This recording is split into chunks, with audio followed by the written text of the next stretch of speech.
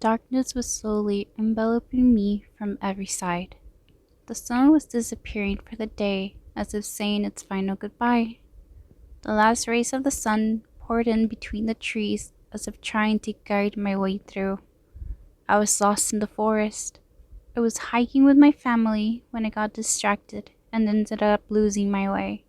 Mom? Dad? But there was no response, no matter how much I shouted. Hot tears fell from my cheeks, and I wiped it away with the back of my hand. I won't give up.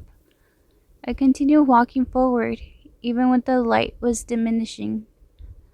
I tried to muster all the courage I could gather to walk as fast as I could before there was no light left. I came to a stop in front of a tree that seemed to be as tall as the sky. The sun had left together with the hope I had in my heart. Looking around me, there was nothing but darkness, bringing my fears that were at the tip of my mind come true. Am I going to die here? My legs gave away and I fell. Twigs were buried in my skin, but my legs were too weak to move into a more comfortable position. It hurts. I buried my face in my hands, and the hot tears that fell in my palms stung. I knew I must have scratched my hands with some trees as I was walking around the forest. But that was the least of my worries. I regretted giving my dad my backpack to hold because I was too tired to carry it. I should have never done that. I should have been stronger. I wouldn't do that next time. Next time. Is there going to be a next time? All those negative thoughts crept into my mind. Tendrils overtook any silver lining of hope that I had. I looked around, but there was nothing but darkness. I could hear different noises. Fear overcame my body, and I couldn't stop myself from shaking. I closed my eyes, and a gentle gust of wind brushed against my skin. Then I started hearing a bird singing. I wanted to take that as a good sign, that I shouldn't give up, and that I should do whatever I can to survive. I took a deep breath and slowly moved my legs to get into a comfortable position. As I did, I felt something slide off my pocket. As I felt around through the ground, my hands found what my pocket dropped, my phone. And I quickly turned on the screen to see if I had some signal, but there was none. I slowly got up and walked around to see if I could catch some signal from somewhere, but to no avail. Then I looked at how much battery I had left and I couldn't help but frown. I only have 10%. What should I do? What can I do? I whispered to myself, as if an answer would just suddenly appear. If I used the flashlight, I knew I would be able to continue walking forward, but it would drain whatever there was left of battery in no time. But was the correct direction to go? I looked around, trying to see if maybe there was a road that I could follow, but everything looked the same to me. I bit my lips, trying to hold back the tears that wanted to come out. There's no use in crying. It won't get me nowhere, I said, frustrated at myself. I looked up at the night sky and noticed there was a solemn star shining brightly right ahead of me. I knew it was childish, but I sent a silent prayer to the star in the sky to show me the way I should go. The star, as if listening to me, seemed to shine even brighter, as if saying, "Come this way." I felt my legs move on their own toward the direction of the star.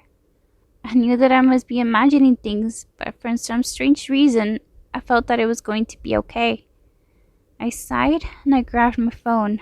I put the brightness as low as I could and I turned on the flashlight setting.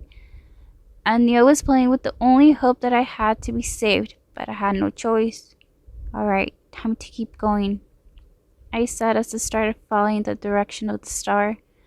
I continued walking slowly, being careful with every step I took.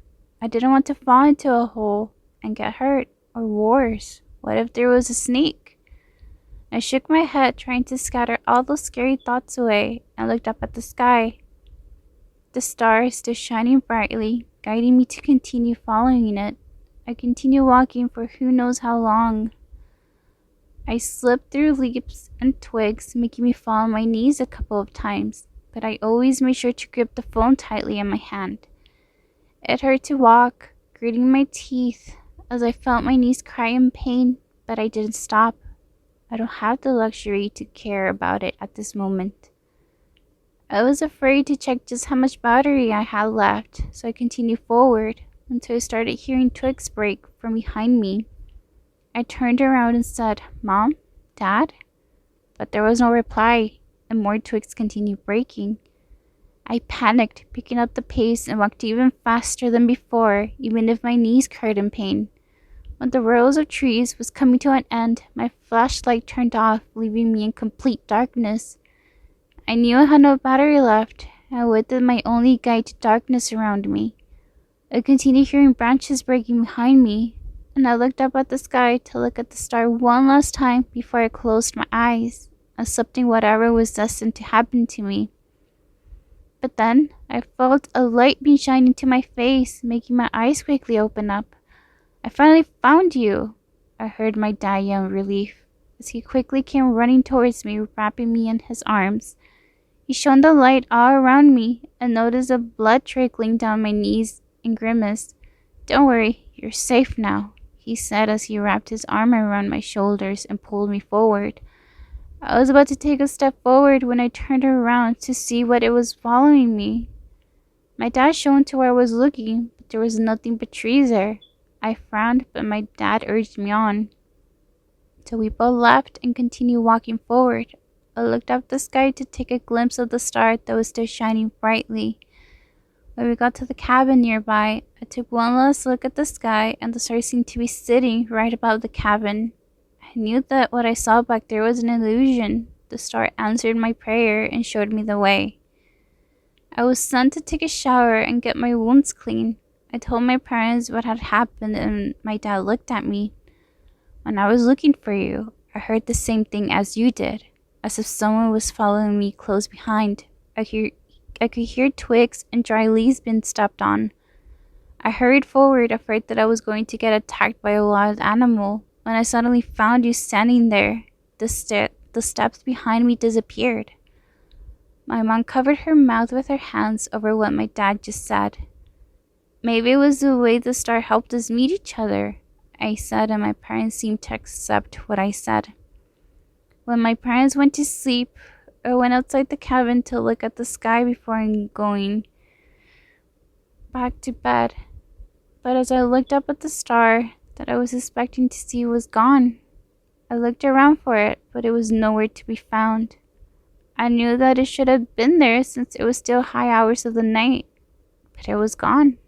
I knew it was in my imagination. It couldn't be. But whatever it was, I sent a silent thank you to the sky and went back inside to get some sleep.